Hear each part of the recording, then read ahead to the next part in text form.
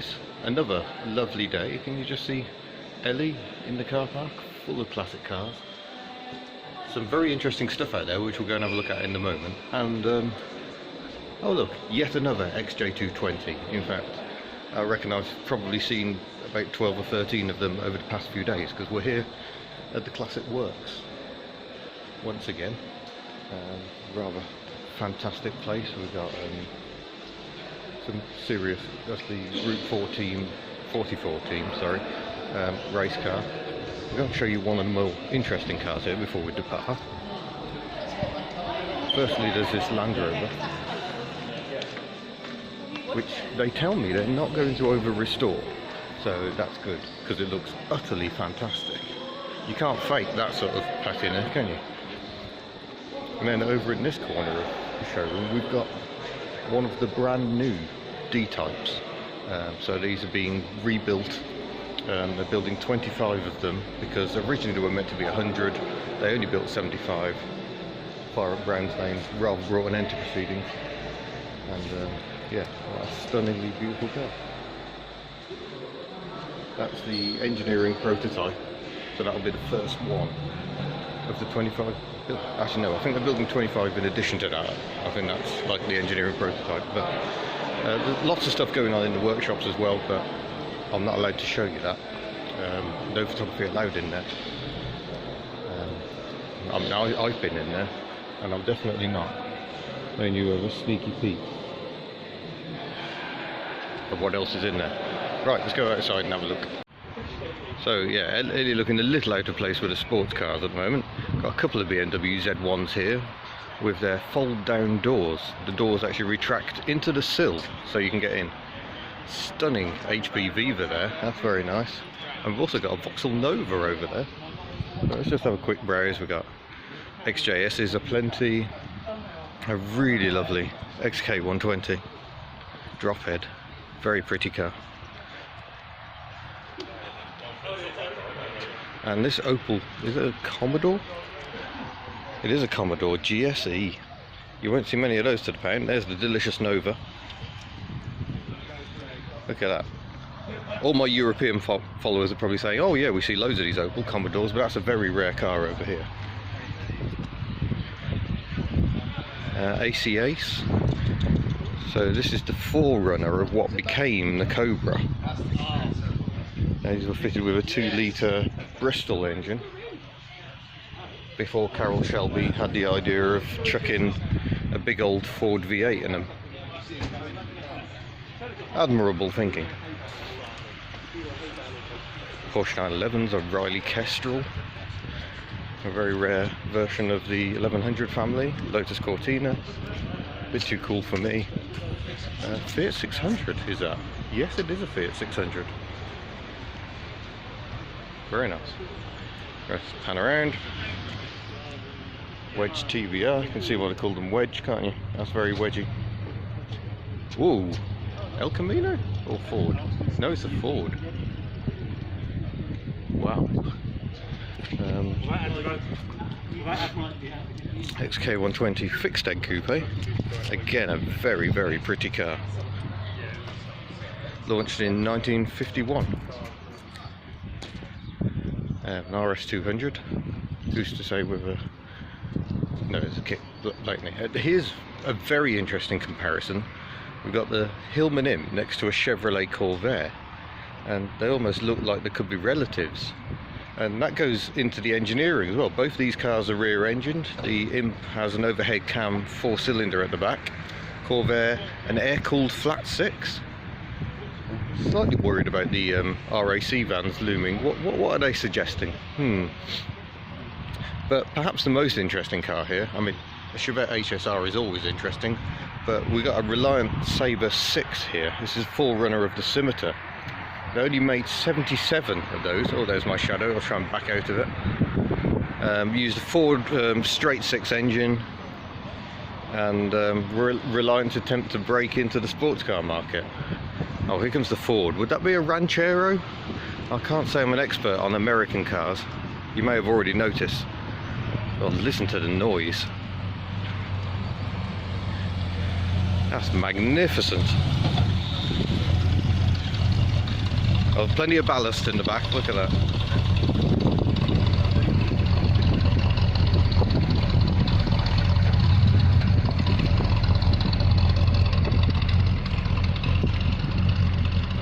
I think he'll be drinking more fuel on this trip than I will.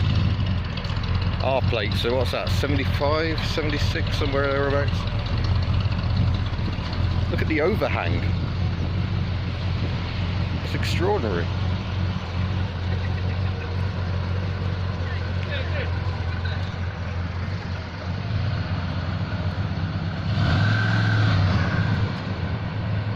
It was entirely unnecessary, but very welcome. Anyway, that's probably about it for this end. We need to get to Bicester, and we shall see what more cars there are there. Oh, there's the back row I hadn't even noticed. Oh, we've got an MR2 there, very nice. And go grab some pics of that, and then I'll have to get on the road, I think. Marvellous. Just for a bit of circularity while we're here at the Jaguar Classic Works, this is a book I've been using for research in classic Jaguar, and oh, stop the book falling off. This is the actual copy that was owned by Walter Hassan, who was the designer, or one of the designers, of the XK engine that powered Jaguars for decades. It's very kindly been loaned to me by Hassan's son, and I'm hoping to return that today, because frankly I'm terrified of having such a personal book in my hands. So we'll see if we can deliver that back later. But anyway, I think it's time to go. Should also point out that Elly's hit 207,000 miles this morning, which is rather a lot. Not all of her has done 207,000, but quite a lot has. Right, I need to pay attention. I'm looking for the route that's going to take us past the home, or former home, of Sir William Lyons, who was, well, he was Jaguar. I don't think it was that one. Quite handy to have a navigator. Now passing through Banbury, we're not on the route anymore. I got fed up because trying to navigate on your own and drive is neither safe nor enjoyable. So I'm just going to head straight to Bicester Heritage.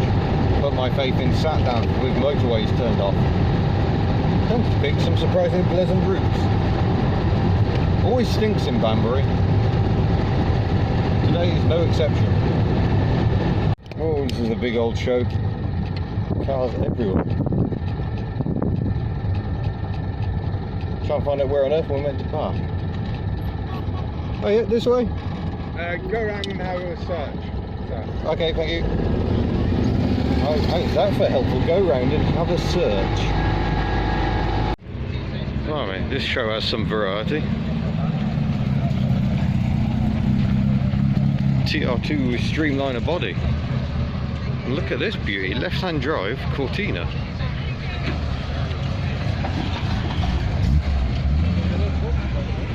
Or a Taunus being left-hand drive. 2-litre V6, BJ Land Cruiser. Sounds interesting. Alfa Romeo, many Porsches. Datsun 240Z parked amongst a load of Porsches. Pretty sure that isn't a Porsche, it's just pretended. Tea's going to prove very expensive today, I fear. Check out this for a lineup. We've got an Austin 7, Triumph Spitfire 1500, a Volkswagen 412, that's the biggest of the Beetle family barred buses, Daihatsu Copen with its folding roof, and a Ford Zodiac Mark IV with vinyl roof. Splendid. And then we're into the world of Triumphs and the world's brightest Granada. Look at that. Incoming freezing cold. Yeah, lots of Astons over there. Let's go and look at some Wartburgs. So this is my friend's Wartburg. We're just proving it's here, so everyone who knows Matt Concannon, this is his Wartburg. Look at that. Could have made a bit more effort, Matt. I mean, what sort of floor is that? That's terrible. Comprehensive instrumentation, and we've got the column gear lever as well. Wartburg uses a 3-cylinder 2-stroke engine, and that's a Trabby Tramp.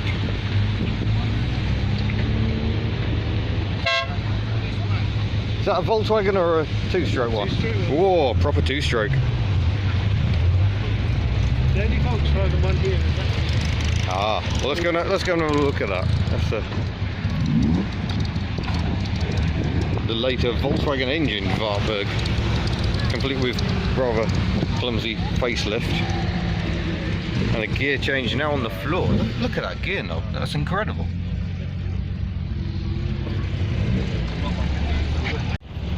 So there we go, behold the mighty 3-cylinder 2-stroke engine with rear mounted fan, because it's just pure thermosiphon. It has a pump. It does have a pump? Yeah. Well, why is the radiator there then? So that you can get to the points. Right. Because that's the points box there. But they could have put the engine all the way back there. Well, the gearbox is there. Oh, right, okay. A separate coil for each cylinder. Label. Yeah.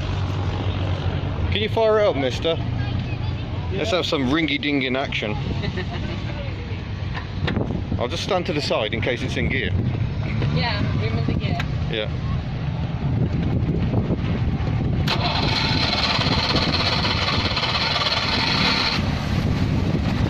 Oh, it sounds a bit hot. Oh, wow. That sounds super smooth.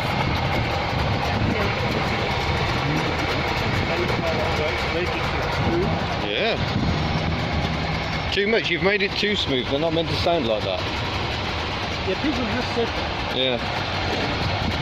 Marvellous. Right then, exhaust.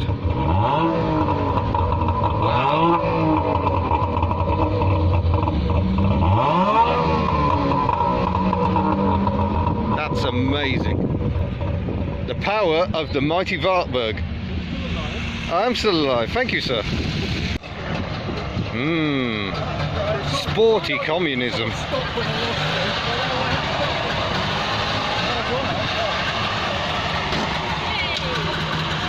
Nice to see a tramp with the roof off. Gorgeous DB6, look at that colour. The old Vantage, beefy, Virage, Fiat 127. Look, Matt's very excited about the Fiat 127. It's massive. How's about that then? This is the Steyerpug 500. This is what the engine of the Invacar comes from. You might recognise it. I bet that distributor moves though.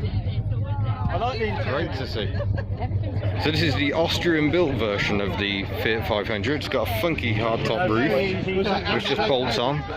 And it's got a synchromesh gearbox, which the Italian ones didn't. Fantastic little thing. You don't see many of these in the UK. There you go. It's even got a little fake grille. Beautiful. Crikey, it's a Lamborghini LM. You don't see many of them about. And we've also got a BMW 2002, Vandenplas Princess, very nice Princess, Volvo 144, Honda NSX, Ford Mustang, Chevy Corvette, ridiculously low camper van,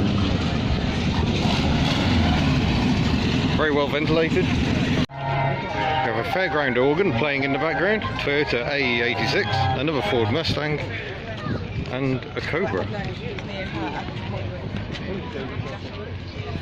And probably not actually a Cobra. I think that one is.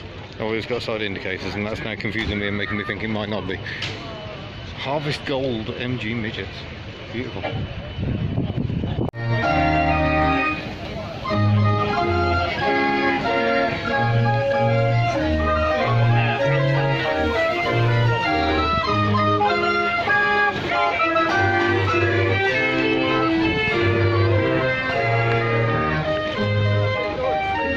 Tiger.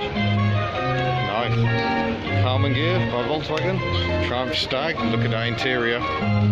Austin Healey 100. Land Rover Series 1. And a Lancia. Is that a Lancia Lambda?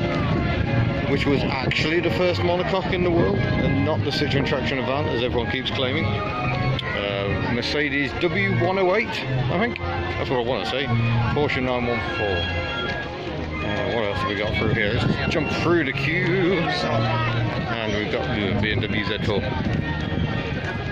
XJ 6 litre. Okay, that's intriguing. Ely 3000, Golf GTI convertible, Volvo 480, Studebaker. Wow. And that's also quite glorious as well, but quite a lot. Wow. Look at the fins. I think there's a Vauxhall Senator in there somewhere. I don't believe it's a genuine NYPD police car somehow. Beige. What else have we got? W123 Merc, Volkswagen Type 3 notchback, and lots of people and stuff. Oh, something very interesting over this way. It's the Daimler DS420 that I rode around in like some sort of VIP fairly recently.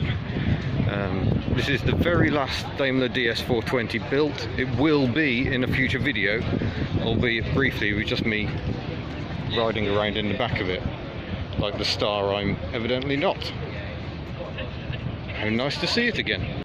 And here you go. Earlier today we drove past Wappenbury Hall, which was the home of Sir William Lyons, and this is his old XJ6 Series 1.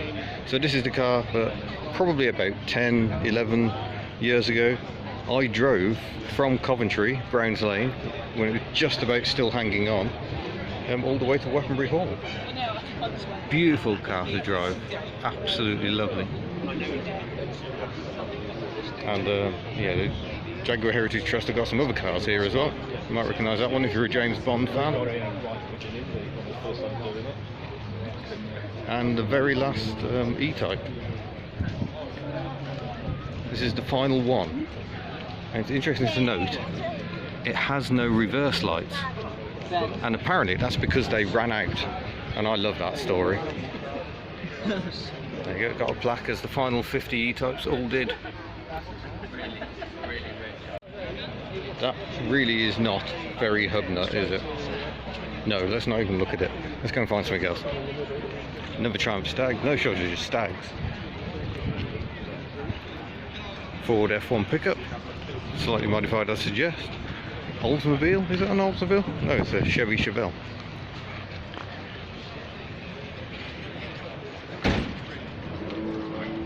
With cowl induction.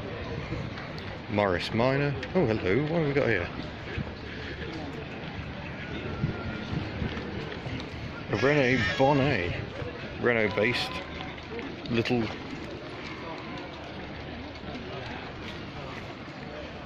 very Matra-esque. That's a rarity right there. Corvette Stingrays variously, and an Allard. Sidney Allard was the only man to win the Monte Carlo Rally in a car he built himself. I don't think it was that one. This is a fantastic spot. Bicester Heritage is, well, it used to be a World War II air station, and which is why you've got these fantastic old buildings everywhere, and I do mean everywhere. We're going to look at the fire engines. Fantastic. An aerodrome fire tender. It's a Merryweather. You'd hope for Merryweather, wouldn't you, with that level of driver protection? Look, you haven't even got a seat really. 2,000 miles on the speedometer. Tug and Green Goddess fire engines. Most of these have got very, very little in the way of mileage on them. They were kind of a backup, and were actually deployed, I think, the early 2000s when the fire brigade went on strike. I think that was the last time they were deployed, and they were so old they were made to get rid of them. It's very sad. Ooh, what's this here? So it's a Starlet, rear wheel drive.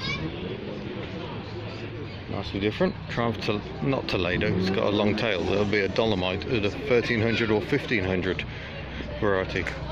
Let's go and find out which it is. So you got long tail, so it's not a Toledo. So it is a Dolomite 1300. Another Karma gear, another Ferrari, another Ferrari.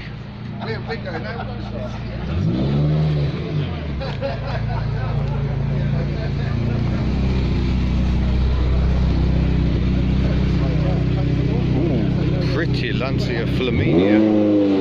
Oh hush. That's quite big. It's a Fleet Line, whatever that is. To me, that's a Daimler.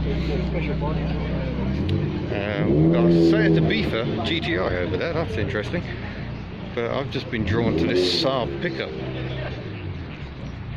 It's a cut down 95 estate.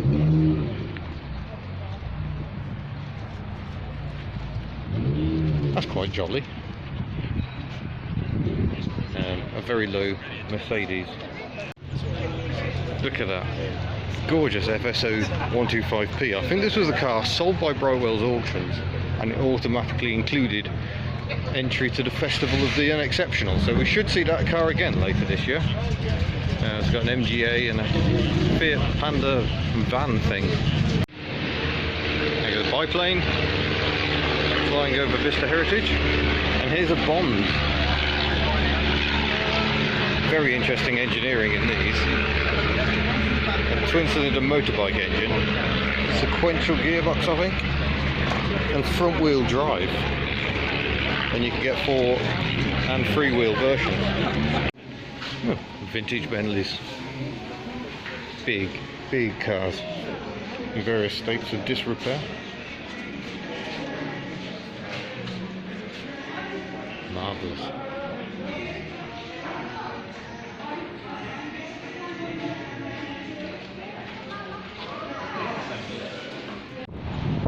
Well, up here it gives a good feel for how big it is and how windy.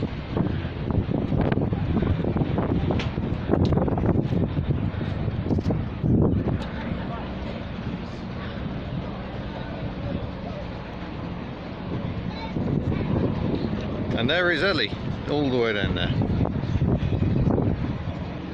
What an amazing event.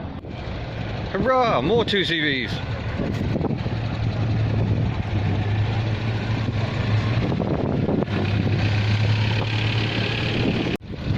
Clearly I never managed to find the other 2CVs before they all disappeared. There's a rarity. Ford Anglia estate. Not so many of those. Nor do you see many Series 3 Land Rover high capacity pickups. How exciting is that? We've used it right at the end of 109 production.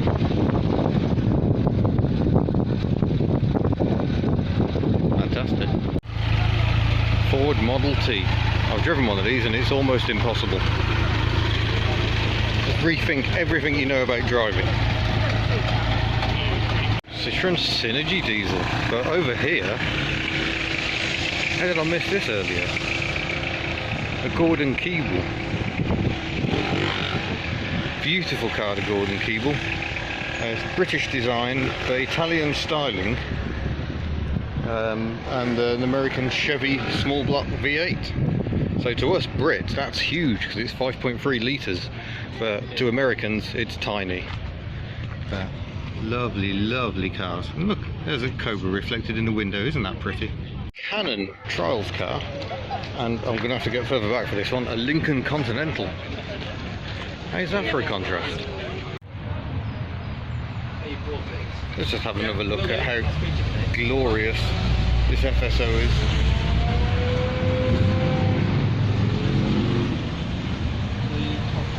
This is actually out of Jaguar Land Rover's collection. So the Classic Works I was at this morning, it still holds things like an Austin Maestro and a Renault 4, because it used to be part of the James Hull collection, who was a dentist who bought hundreds of classic cars, and Jaguar bought a job lot, and this is one of them.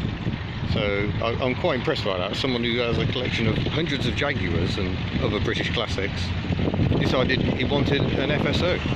It's amazing.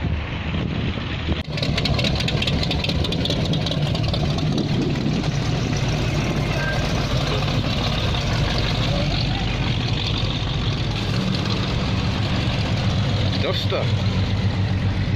Ooh, that was a Duster, Ellie. I don't think she's impressed. Well, it's been a long day. We're 90 miles since I filled up this morning. We're considerably over 300 miles for the trip so far. It's Sunday evening. We started on Friday morning, and I'm just heading to the B&B. Just dropped the book back. Walter Haynes' own copy of a book about Jaguar competition cars, and I'm about ready to crash. It is 3:30, no, 5:30, and yeah, I'm looking forward to not driving for a few hours. Oh look, an XJ6 Series 2, very nice. Still lots of classics driving about for driving day, which you can't see from that angle, I'm very sorry. Crash out, tomorrow is another day.